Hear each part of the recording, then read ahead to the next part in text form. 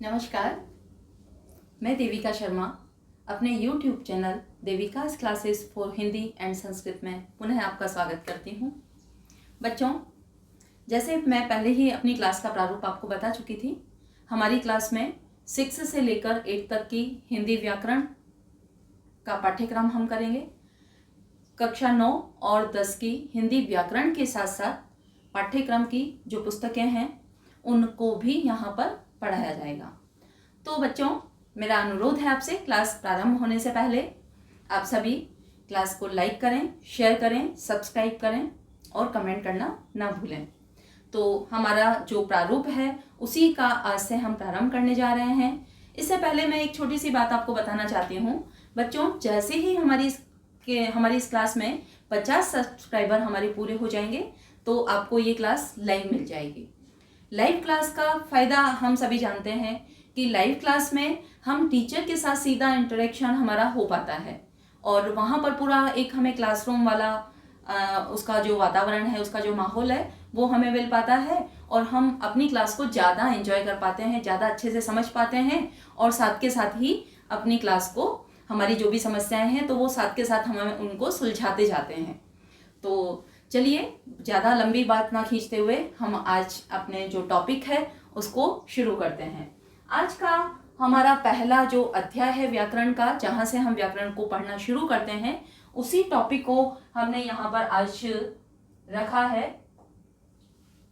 तो हमारा आज का जो टॉपिक है, जो हमारा आज का विषय है, भाषा तथा व्याकरण। पाठ 1, भाषा तथा व्याकरण। तो बच्चों, भाषा और व्याकरण को पढ़ने से पहले हम बातचीत कर रहे हैं, ये जो हमारा भाषा का जो माध्यम है ये क्या है। हम देखते हैं कि जब छोटा बच्चा, आपने अपने आसपास छोटे बच्चे देखे होंगे, तो जब उनको कोई भी चीज़ की आवश्यकता होती है, जब वो बोलना शुरू नहीं कर पाते हैं तो क्या करते हैं, अब उनको कोई भी चीज़, भूख लगी होती है तो वो रोते हैं। ये उनका क्या है, उनका ये संकेत है समझाने का अपने मन के भाव और विचारों को, कि वो रोना शुरू कर देते हैं, उन्हें किसी चीज़ की आवश्यकता हो रही है और तुरंत उनके रोने की आवाज़ सुन करके और जो भी उनके परिवार के सदस्य हैं, जो उनके टेक केयर है, वो उनके पास जाते हैं, देखते हैं कि बच्चे को क्या परेशानी है और उसकी आवश्यकता को पूरा कर देते हैं। फिर जब वो थोड़ा सा बड़ा होता है, छोटे से जब थोड़ा सा बोलना सीखता है, वर्णों की, ध्वनियों की पहचान उसको होती है, तो वो क्या होता है, संकेतों से अब उन चीज़ों को समझाता है कि उसको भूख लगी है तो क्या करना है, पानी डायरेक्ट बोलना नहीं सीखता है तो क्या करता है, वो पापा, मम्मम, इस तरह से वो ध्वनि के आधार पर अपनी आवश्यकताओं को पूरा करवाने के लिए उन शब्दों का चयन करता है। थोड़े थोड़े शब्द तो नहीं कहेंगे वहाँ पर, उन वर्णों का हम कहेंगे। या फिर जब आप देखते हैं तो ये भी भाषा का एक रूप है, इसको हम भाषा का मौखिक रूप कह सकते हैं। और दूसरा एक और रूप आपने देखा होगा कि जब हम देखते हैं ट्रैफिक लाइट का जो संकेत है, वो क्या क्या संकेत होते हैं, देखा आपने कभी? जब हम अपनी गाड़ियों पर जाते हैं, रेड लाइट्स जैसे ही आती है तो लोग क्या करते हैं, अपनी गाड़ियों को रोककर खड़ा हो जाते हैं। तो इसका मतलब क्या है कि वो जो रेड लाइट है वो हमें क्या संकेत दे रही है कि हमें यहाँ पर रुकना है। और जैसे ही वहाँ पर लाइट का जो कलर है वो चेंज होता है, उसका रंग जैसे ही बदलता है, हरा हो जाता है, तो सब लोग क्या करते हैं, अपनी गाड़ियों को आगे बढ़ाना शुरू कर देते हैं। ये भाषा का है एक सांकेतिक रूप, जो छोटा रूप है, लेकिन इस संकेत के द्वारा हम मन के हर भाव और विचार को दूसरे तक नहीं पहुंचा सकते हैं। राइट? दूसरे तक अपने मन के भाव और विचारों को हम संकेतों के माध्यम से पूरी तौर पर पहुंचाने में सफल नहीं होते हैं। फिर भाषा का एक और रूप हमारे सामने आता है जिसे हम कहते हैं भाषा का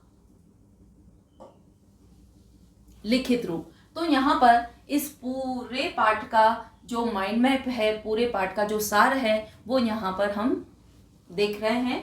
यहाँ पर देखिए, सबसे पहले भाषा क्या है। भाषा क्या है बच्चों, पहले भी हम बता चुके हैं, हमारे मन के भाव और विचारों को आदान प्रदान करने का जो माध्यम है, जो साधन है, वही भाषा है। हमारे मन के भाव और विचारों को जो दूसरों तक पहुंचाने का माध्यम है, वह माध्यम या वो साधन ही क्या है? भाषा है। राइट? भाषा अपने मन के भाव और विचारों को दूसरों तक पहुंचाने का जो माध्यम है, जो साधन है, वह है भाषा। आप देख पा रहे हैं भाषा के दो रूप हमारे सामने मौजूद हैं। राइट? पहला भाषा का जो रूप है वो है भाषा का मौखिक रूप, जिसके द्वारा हम अपने मन के भाव और विचारों को दूसरों तक मुंह से बोलकर पहुंचाते हैं, और दूसरा व्यक्ति जो हमारे सामने वाला जो श्रोता है, उन मन के भाव और विचारों को जिनको कि हमारे द्वारा बोला गया है, वह सुनकर उस मन के भाव और विचार का भाव जो है वो ग्रहण कर लेता है, उसे समझ लेता है। तो यह भाषा का जो रूप है वो रूप है भाषा का मौखिक रूप, मुंह के द्वारा बोलकर समझाया जाने वाला भाव कौन सा है? मौखिक रूप।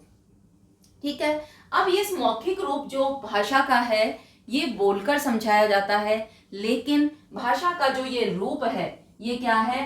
अस्थायी रूप है। अस्थायी रूप है ये भाषा का रूप, स्थायी नहीं कहा जा सकता, क्योंकि हमने जो मन के जो हमारे भाव हैं, जो विचार हैं, वो बात हमने बोल दी है, कल वो बात हमारे पास नहीं रहेगी, उसका कोई स्थायित्व नहीं है। आज बोली और वो वहीं पर पूरी हो गई, उसने सुन लिया, समझ लिया, बात खत्म हो गई, उसका कोई स्थायी रूप हमारे सामने नहीं है। तो फिर इसके बाद जैसा कि हम जानते हैं आवश्यकता आविष्कार की जननी होती है। राइट?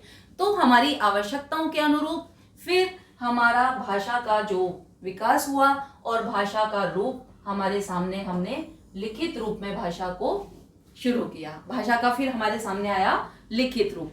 लिखित रूप जैसा कि नाम से ही इसके लिख रहा है कि जो मन के भाव और विचार हैं, उन मन के भाव और विचारों को लिखकर हम दूसरों तक पहुंचाते हैं, तो वो माध्यम भाषा का जो है वो हमारे सामने आता है लिखित रूप में। राइट? तो इस प्रकार ये भाषा का जो रूप होता है वो होता है भाषा का लिखित रूप। अब जो लिखी हुई बात है वो हमारे सामने क्या हो जाती है? वो हमारे सामने स्थायी उसका रूप आ जाता है, क्योंकि आज जो बात हमने लिखी है कल भी वो हमारे सामने मौजूद रहेगी, परसों भी रहेगी, और आने वाले समय में भी जब कभी भी हम उसको देखना चाहेंगे कि हमने कल क्या कहा था, जब वो लिखित रूप में हमारे पास रहेगी तो वो हमारे सामने जब हम उसको चाहेंगे वो भाषा का रूप हमारे सामने रहेगा। तो इस तरह से हम कह सकते हैं भाषा का लिखित रूप की जो विशेषता है वो क्या है? वो भाषा का रूप कैसा होता है? स्थायी होता है। कैसा होता है? वो परमानेंट होता है, स्थायी होता है, वो अमिट होता है। भाषा का लिखित रूप अमिट, स्थायी और हमेशा मौजूद रहने वाला होता है। राइट? तो इस प्रकार भाषा के दो रूप हमारे सामने आ रहे हैं, मौखिक रूप और लिखित रूप। सांकेतिक रूप जो है वो भाषा का रूप तो है, लेकिन उससे हम अपने मन के भाव और विचार जो हम सामने वाले को समझाना चाह रहे हैं, वही सामने वाला उस इशारे से या उस संकेत से उसे समझे या वही भाव अर्थ ग्रहण करे, ऐसा जरूरी नहीं है। इसलिए वो भाषा का रूप जो है उसको मान्यता नहीं दी गई है, लेकिन है वो भाषा का ही रूप। राइट? अब यहाँ पर हम देख पा रहे हैं कि ये जो हमारी भाषा है, इस भाषा को लिखने के लिए कुछ संकेत और चिन्हों की आवश्यकता होती है। तो भाषा को लिखने के लिए जो संकेत और चिन्ह होते हैं, जो अक्षर होते हैं, जो ध्वनियां होती हैं, उनको किस रूप में लिखा जाए, उनको क्या रूप दिया जाए, किस तरह से उनको व्यवस्थित किया जाए, उसे हम कहते हैं लिपि। भाषा को लिखित रूप देने के लिए जिन चिन्हों का प्रयोग किया जाता है, उन चिन्हों को क्या कहा जाता है? लिपि कहा जाता है। भाषा को लिखने के लिए प्रयोग में लिए जाने वाले संकेत या चिन्ह लिपि कहलाते हैं। राइट? यहाँ तक कि ये बातें आपको समझ में आ रही होंगी अच्छे से। एक बार फिर से हम यहाँ तक की बातों को रिपीट करते हैं, इनको दोहरा लेते हैं, ताकि आप इनको कभी भूल ना पाएं और अच्छी तरह से समझ लें। देखिए, भाषा क्या है? भाषा एक माध्यम है, भाषा एक साधन है, जिस साधन के द्वारा हम अपने मन के भाव और विचारों को, क्योंकि भाषा क्या है, भावाभिव्यक्ति का साधन है। भाषा क्या है, मन के भाव और विचारों को दूसरों तक पहुंचाने का माध्यम है। ये भाषा, इसके दो रूप हमारे सामने आ रहे हैं, पहला मौखिक रूप और दूसरा लिखित रूप। मौखिक रूप मुंह से, जैसा कि नाम से पता लग रहा है, मौखिक मतलब मुंह से बोल करके अपने मन के भावों को समझाना। मन के भाव और विचारों को जब हम मुंह से बोलकर दूसरों तक पहुंचाते हैं तो भाषा का ये रूप जो होता है वो क्या होता है, मौखिक रूप होता है। अब यहाँ पर जो भाषा का मौखिक रूप है, इसकी एक और विशेषता है कि ये जो भाषा का मौखिक रूप है ये क्या है, अस्थायी कहा जाता है। क्यों कहा जाता है अस्थायी? क्योंकि भाषा का ये रूप, आज वक्ता और श्रोता के बीच में बात हुई है, जो वार्तालाप करने वाले दो व्यक्तियों की आपस में बातचीत हो रही है, तो यह बातचीत क्या हो गई, आज पूरी हो गई। यहीं पर हमने बात की, मैंने मुंह से कुछ बोला, श्रोता ने कुछ सुना, सामने वाले ने सुना और वो बात वहीं खत्म हो गई। जब हम दूसरे दिन इस बात को देखना चाहेंगे तो वो रूप हमारे सामने नहीं आएगा, वहीं बात वो पूरी हो जाती है। तो इस कारण से हम इसको कहेंगे भाषा का अस्थायी रूप। ऐसा प्रश्न भी आ जाता है हमारी परीक्षा में, भाषा का मौखिक रूप कैसा होता है? भाषा का मौखिक रूप अस्थायी होता है, राइट। अब देखिए भाषा का जो दूसरा रूप है, जैसे कि आवश्यकता आविष्कार की जननी होती है। अभी मैंने आपको बताया, हम अपनी आवश्यकता के अनुरूप चीजों को खोज लेते हैं, ढूंढ लेते हैं।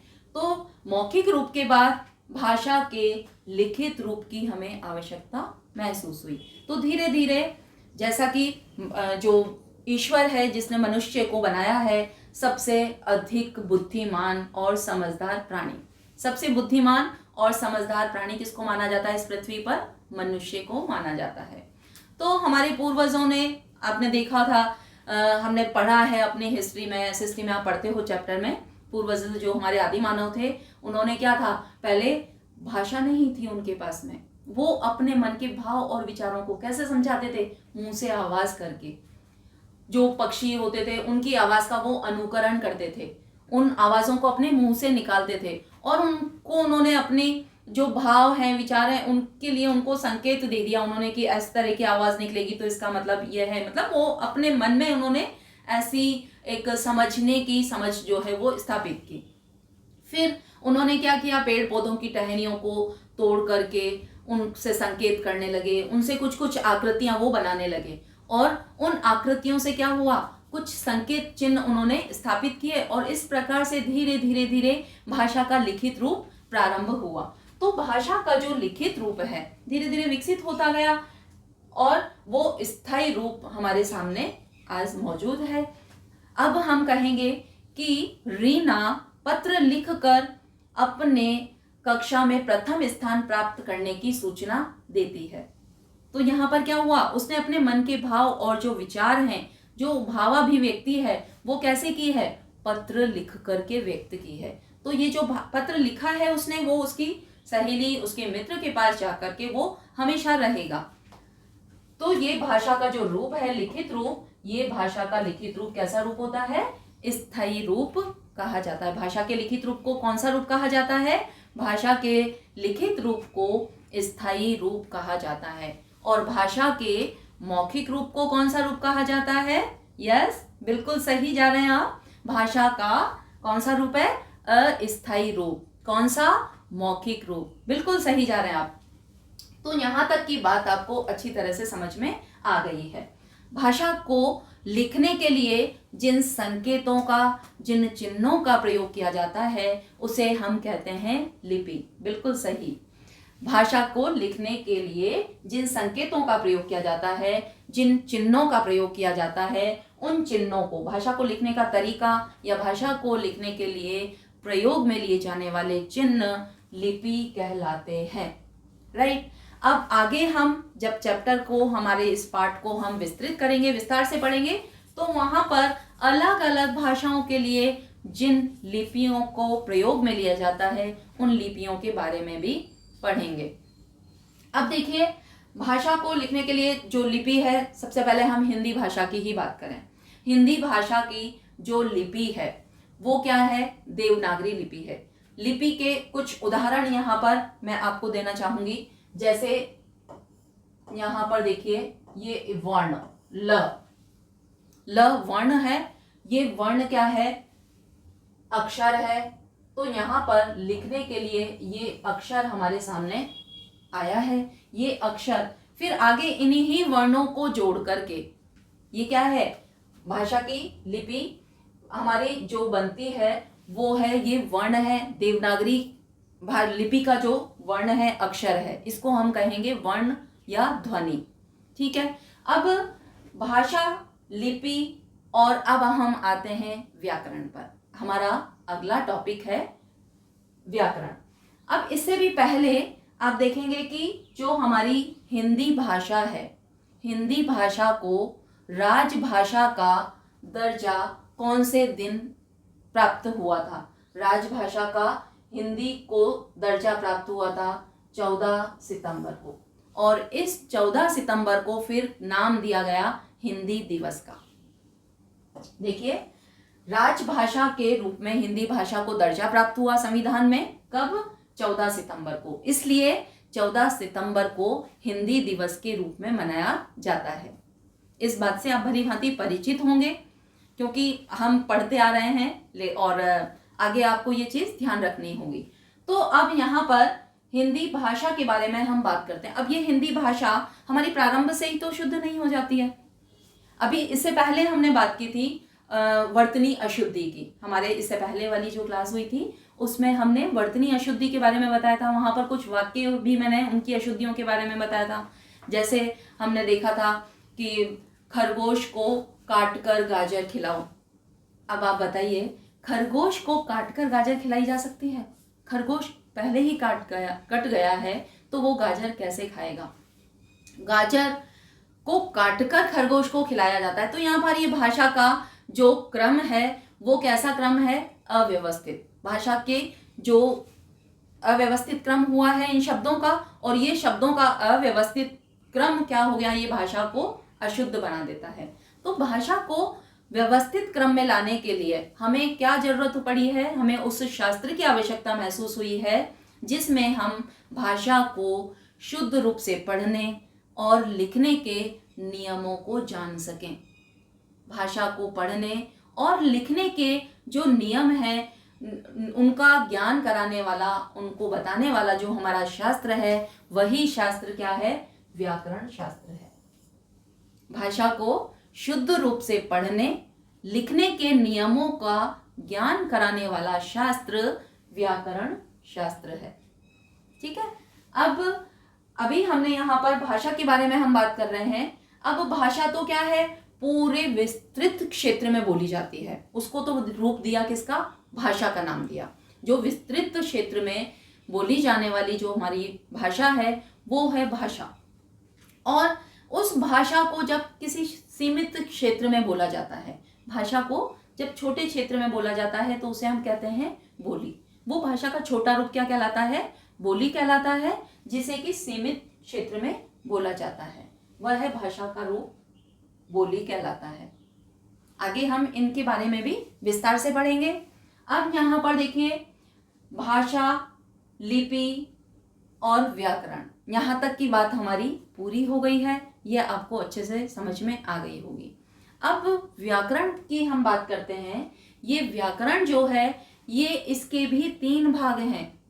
व्याकरण को 3 अंग इसके कहे जाएंगे। पहला जो इसका पार्ट है वो है हमारा वर्ण विचार। व्याकरण हम सीधा नहीं सीख जाते हैं। व्याकरण को हम प्रारंभ करते हैं कहाँ से? वर्णों से। सबसे पहले कोई भी भाषा हम सीखते हैं तो सबसे पहले हमें क्या सीखना होता है? उसके वर्णों को सीखना होता है, उसकी वर्णमाला को सीखना होता है। हम जानते हैं जब हमारा एडमिशन हुआ था कब? नर्सरी क्लास में। तो नर्सरी क्लास में जाते ही हमने क्या सीखा था? सीधा हम सेंटेंस पढ़ना थोड़ी सीख गए थे। बुक थोड़ी हमारे सामने आ गई थी कि पुस्तक हमारे हाथ में दे दी और उसके पाठों को हम पढ़ना शुरू कर देते हैं। नहीं ना, ऐसा नहीं हुआ था आपके साथ भी। सबसे पहले हमने क्या सीखा था? इंग्लिश में हमने अल्फाबेट सीखे थे इंग्लिश के, A for Apple, B for ball, इसी तरह से सीखा था। हिंदी में हमने सीखा था छोटा, बड़ा, छोटी। तो ये क्या है, ये भाषा के वर्ण हैं। जब हम भाषा को लिखना सीखना होता है, हमें पढ़ना सीखना होता है, तो सबसे पहले हम सीखते हैं उसके वर्णों को। ठीक है, हिंदी भाषा के वर्ण आपको पता है, स्वर और व्यंजन अपने वर्णमाला में पढ़ेंगे। अभी आगे ये सब चीजें हमें विस्तार से आती जाएंगी। तो भाषा का व्याकरण का जो एक पहला भाग है व्याकरण का, वो है वर्ण विचार। अभी अगला जो हमारा पाठ आएगा भाषा और व्याकरण के बाद में, वो हमारा वर्ण विचार ही होगा। वहां पर सारे वर्णों को हम भली भांति समझेंगे, अच्छी तरह से उनको समझेंगे। वर्णों का उच्चारण के आधार पर किस प्रकार से वर्गीकरण किया है, स्वर और व्यंजन में वर्णमाला को विभाजित किया है, तो वो सारी चीजें हम पूरी विस्तार से समझेंगे। तो यहाँ पर व्याकरण का पहला जो अंग है, पहला जो भाग है, वो है वर्ण विचार। फिर दूसरा व्याकरण का अंग है, वो है शब्द विचार। अब हम देख रहे हैं कि वर्णों से मिलकर के क्या बनते हैं, शब्द बनते हैं। ठीक है, जैसे हम कहेंगे नल, नल शब्द यहां पर देखिए नल शब्द है। इस नल शब्द में क्या आ रहा है, न वर्ण आ रहा है, ल वर्ण आ रहा है। नर्सरी में पहले हम वर्णों को सीखते हैं और वर्णों के बाद फिर हम बिना मात्रा वाले शब्द सीखते हैं, जहां पर कि दो वर्णों को मिलाकर पढ़ा जाता है। ठीक है, तो ये जैसे न ल, दो वर्ण यहां पर आ रहे हैं, न वर्ण और ल वर्ण, दोनों वर्णों को मिलाकर के एक शब्द बनाया है। अब हम यहाँ पर एक और बात हमारी गौर से समझने वाली है, ध्यान से समझने वाली है, कि केवल वर्णों का समूह ही शब्द नहीं होता है। हर वर्ण का समूह शब्द नहीं कहलाता है, वर्णों का सार्थक समूह शब्द कहलाता है। वर्णों का जो समूह है उसका कुछ ना कुछ अर्थ निकलना चाहिए। जब वो सार्थक होगा तभी वो शब्द का रूप बनेगा। केवल वर्णों का समूह शब्द नहीं कहेंगे। अब देखिए र, च, क, ट, त, प, ये क्या है, ये वर्णों का समूह है। तो क्या इसको हम शब्द कह सकते हैं? इसका कोई अर्थ होता है क्या? आप जानते हैं इसका कोई अर्थ? मुझे तो नहीं पता है। तो इस प्रकार ये वर्णों का समूह है लेकिन शब्द नहीं है। ये वर्णों का समूह शब्द बिल्कुल भी नहीं कहा जाएगा। लेकिन उसके विपरीत यहाँ पर देखो, केवल दो वर्ण आपस में मिल रहे हैं, न और ल, लेकिन ये शब्द है। नल क्या है? नल से क्या अर्थ बोध हो रहा है हमें? नल जिसमें पानी आ रहा है, वाटर टैप जिसे हम कहेंगे, तो ये है नल, एक अर्थ का बोध हमें करा रहा है, इसलिए हम इसे कहेंगे शब्द। राइट? वर्ण, वर्णों का सार्थक समूह शब्द कहलाता है। और शब्द के बाद में अब बारी आती है किसकी? वाक्यों की, जो वाक्य मिलकर के क्या बनाते हैं, हमारी भाषा को बनाते हैं। राइट? तो यहां पर देखिए शब्द के बाद में हम आते हैं वाक्य पर। वाक्य भी क्या है? शब्दों का सार्थक और व्यवस्थित समूह। शब्दों का सार्थक और व्यवस्थित समूह वाक्य कहलाता है। अब आप कहेंगे मैम ये व्यवस्थित समूह क्या होता है? सार्थक तो आपको समझ में आ गया कि उसका कोई ना कोई मीनिंग हमारे सामने आना चाहिए, उसका अर्थ हमें पता लगना चाहिए। लेकिन ये व्यवस्थित समूह क्या होता है? ये व्यवस्था होती क्या है? हम जानते हैं कि जब हम सेंटेंस लिखते हैं तो उसका एक अरेंजमेंट होता है, एक प्रॉपर एक उसका क्या होती है, उसकी एक व्यवस्था होती है। कैसे होती है उसकी व्यवस्था? जब हम कोई भी वाक्य लिखते हैं, बोलते हैं, तो सबसे पहले कर्ता का प्रयोग किया जाता है। ठीक है, सबसे पहले कर्ता का प्रयोग किया जाता है। इंग्लिश में हम जिसको बोलते हैं सब्जेक्ट। राइट? फिर उसके बाद में हमारा कर्म और क्रिया आती है। काल के अनुसार फिर हम उसमें शब्दों का प्रयोग कर देते हैं। तो इस प्रकार से वाक्यों को लिखने के लिए एक व्यवस्था होती है, एक व्यवस्थित क्रम होता है कर्ता, कर्म, क्रिया के आधार पर। तो इस प्रकार का जो क्रम होता है वो क्या कहलाता है? वाक्य कहलाता है। शब्दों को जब हम इस क्रम में जमा करके उसकी एक व्यवस्था बनाते हैं और जिस से हमें कोई ना कोई अर्थ का बोध होता है, एक सार्थक समूह जो शब्दों का होता है, उसे हम क्या कहते हैं? वाक्य कहते हैं। और इन वाक्यों से फिर हमारी भाषा का जो विकसित रूप हमारे सामने आता है वाक्यों का, वो क्या होता है? भाषा होती है हमारी अभिव्यक्ति का साधन, हमारी अभिव्यक्ति का माध्यम, राइट। तो ये हमारी आज की जो क्लास है जिसको कि हमने इस पूरे माइंड मैप पर समझा है, ये एक इस पार्ट का सार है। अब इसके बाद इनके ऊपर हम विस्तार से चर्चा करेंगे। कितनी लिपियां हैं, कौन सी भाषा की कौन सी लिपि होती है, उन सारी लिपियों के बारे में हम पढ़ेंगे। भाषा का जो लिखित रूप है वो कौन कौन से इसके एग्जाम्पल्स होंगे, कौन कौन से उदाहरण हैं जिनको कि हम लिखित रूप मानेंगे, मौखिक रूप में क्या आएगा, तो इनको हम विस्तार से इनके ऊपर चर्चा करेंगे हमारी आने वाली क्लास में। तब तक आप इस क्लास को पढ़ते रहिए अपनी नियमितता बनाते हुए। क्लास को एंड करने से पहले मेरी आपसे रिक्वेस्ट है, क्लास को लाइक करिए, शेयर करिए, सब्सक्राइब करिए और कमेंट करना बिल्कुल भी नहीं भूलिए, राइट। धन्यवाद।